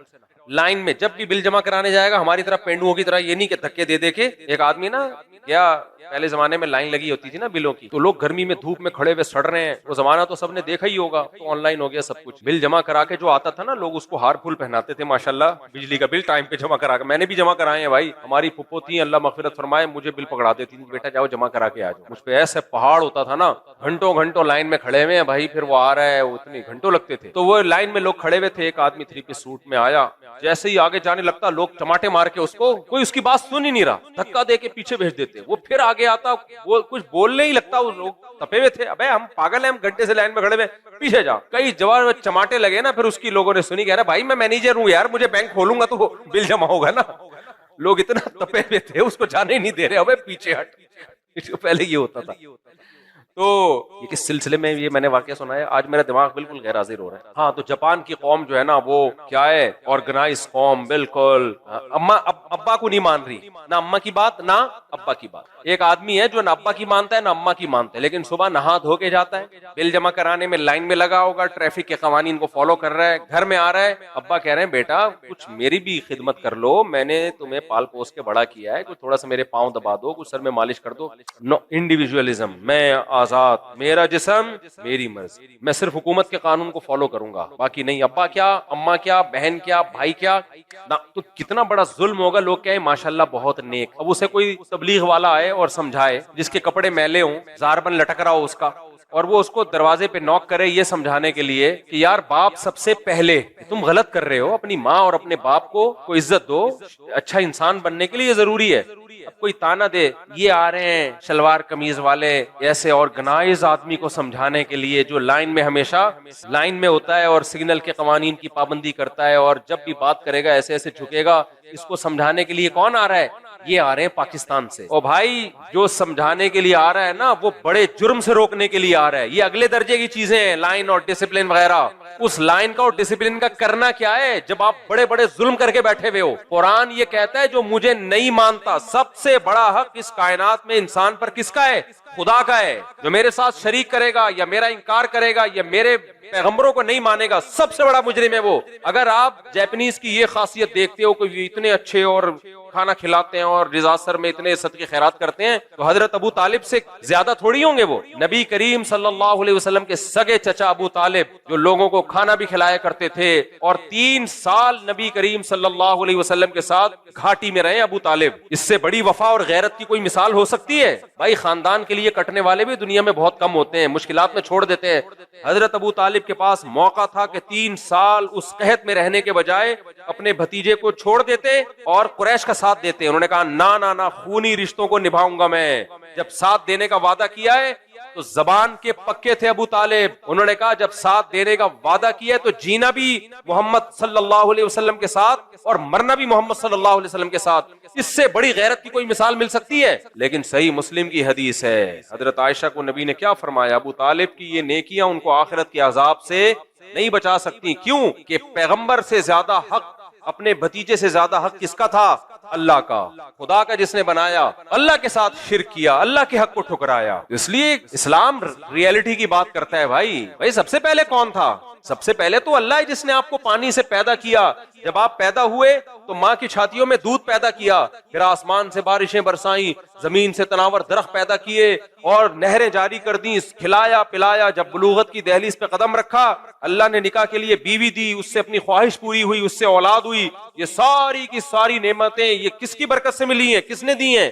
खुदा ने दी हैं। तो नबी ने फरमाया कि उन्होंने अल्लाह को याद नहीं किया और ये नहीं कहा ला तुखज़िनी यौम युबअसून, कि अल्लाह क़यामत के दिन मुझे रुसवा मत करना। क़यामत का उस तरह से ईमान नहीं था जिस तरह अल्लाह ने ईमान रखने का हुक्म दिया। इस्लाम ने बहुत क्लियर कट बात कर दी है भाई कि सबसे बड़ा मोहसिन कौन है? अल्लाह है। तो इसलिए ये काफी नहीं है निजात के लिए कि आपके यहाँ सड़कें साफ सुथरी हों और आपके मुल्क में अमन हो और आप रिश्वत ना लेते हो और आप नाइस टू मीट यू से बात करते हो। अल्लाह फिर भी क़यामत के दिन फरिश्तों से चपेड़े लगवाएगा। समझ रहे हो? ये बिल्कुल ऐसा ही है जैसे आप अपने बाप की मानते नहीं हो और इनकार ही कर दिया आपने अपने बाप का। बोला ये जमशेद साहब मेरे वालिद साहब हैं ही नहीं, तो सबूत दे रहे हैं मैं तुम्हारा बाप हूँ। भाई तुम बगैर बाप के कैसे आ गए? फिर वो आपके वालिद कह रहे हैं कि अगर मैं बाप नहीं हूँ तो कौन बाप है? आपका तो कोई भी बाप नहीं है, मैं खुद ब खुद पैदा हुआ हूँ। बाप के तो सर पाँव से जमीन निकलेगी कि नहीं निकलेगी? जापानीज तो खुदा का इंकार करते हैं डार्विन की थ्योरी के मुताबिक, कहते हैं खुद ब खुद हुआ है सब कुछ। मैंने तो वहां गया हूँ, मैंने वहां देखा है, वो पूरा डार्विन की उन्होंने तस्वीरें बनाई हुई होती है। जमीन पे इतनी एक जगह में गया तो उन्होंने पूरी के पहले ये था, फिर ये था, फिर ये था, फिर होते होते बंदर पे लाए, बंदर से बिन मानस से धूम को छोटा किया, थोड़ा सा जमशेद पे लाके खत्म कर दिया उन्होंने। ऐसे बनाए। खुदा को बहुत गुस्सा आता है भाई। अल्लाह कहता है वाह वाह वाह वाह, ऐसे बना दिया। तुम रोबोट बनाते हो, वो इस तरह नहीं बनता जो बेजान होता है, और जानदार इंसान ऐसे खुद ब खुद बन गया। तो आप अपने वालिद का इंकार तो करके देखो, और इंकार इस बेस पे करो कि मैं खुद ब खुद आया हूँ। बाप कहेगा बेटा कोई खुद ब खुद नहीं आता, माँ होती है, बाप होता है, फिर आते हैं। और नादरा के कागज दिखाए मैं तुम्हारा बाप हूँ, डीएनए करवा के साबित कर दिया तुम्हारा बाप हूँ, आपको नहीं मानता, और फिर आप कह रहे हो कि मैं अच्छा इंसान हूँ क्योंकि मैं सुबह सुबह रोजाना नहाता हूँ, मेरे जिस्म से बदबू नहीं आती, मैं जब लोगों से बात करता हूँ अच्छे अखलाक से बात करता हूँ। तो बाप कहेगा बेवकूफ किसी और को बनाना, मैं तुझे अपनी जायदाद से महरूम करूंगा, तुझे विरासत से महरूम करूंगा, विरासत खाने के लिए आ जाएगा कि मैं ये मेरे बाप थे, घर से निकाल दूंगा मैं तुझे, ठुड्डा मार के निकालेगा वो। फिर ये लारे रप्पे ना कि डिसिप्लिन, ऑर्गेनाइजेशन और अखलाक और मुल्क की कवानीन को फॉलो और टाइम पे टैक्स देना, बाप इनसे मुतासिर बोलो नहीं हो। बोला ये मंजन बेटा किसी और के सामने जाके बेचना, यही कहेगा ना बाप, माँ भी यही कहेगी बेटा मंजन किसी और के सामने बेचना। खुदा काफिर को क़यामत के दिन नहीं बख्शेगा, चाहे हम उसकी तारीफ में जमीन आसमान के क़लाबे मिला दें। अल्लाह ने कह दिया कि हत्ता यलिजल जमलू फी सम्मिल खियात, काफिर पर मैंने जन्नत को ऐसे हराम किया है और जहन्नम को ऐसे वाजिब किया है जैसे ऊंट सुई के नाके में दाखिल नहीं हो सकता, इम्पॉसिबल। ऐसे ही काफिर जो मेरा मुनकिर था, मेरे पैगंबरों का मुनकिर था, वो किसी सूरत में जन्नत में दाखिल नहीं हो सकता, कितने अच्छे अमाल कर ले वो, क्योंकि बहुत बड़ा जुर्म किया भाई। अल्लाह की तो वैल्यू खत्म हो गई है दुनिया में, खुदा भी है, उसकी क्या उसके हकामात, उसको तो मानते ही नहीं है लोग। अल्लाह कहेंगे फिर क्या क्या मुझसे उम्मीदें लगाते हो। इसलिए मेरे भाई ये जो मैं अमन व अमान होता है ना, बास बड़ी ताकतें जिनमें बहुत डिसिप्लिन, अमन व अमान, तो हमारा नाम नेहाद लिबरल तबका बड़ी तारीफें करता है, कह रही है इस्लामी मुल्कों का हाल देखो, गुर्बत, करप्शन, टारगेट किलिंग, और वो देखो कैसी तरक्की की उन लोगों ने, उनके मुल्क में अमन देखो।